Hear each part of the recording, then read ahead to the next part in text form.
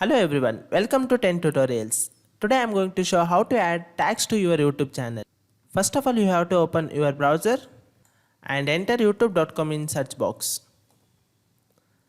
Then open YouTube website and make sure that you are logged in with your YouTube channel account. Then click on this logo, then click on this YouTube studio. And move towards dashboard of your channel and select setting gear from here. And in this setting window, select channel option. This is the section that we're going to add keywords or tags to our YouTube channel. Let me add here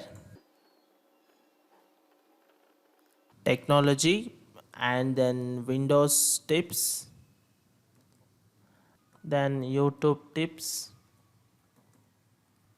then Windows tutorial. Like this, you can add many tags to your YouTube channel. These are SEO related topics. These are going to help you to search your YouTube channel a bit faster. That's all about this video. If you like this video, please hit a like button and subscribe my YouTube channel. Thank you for watching. Have a nice day.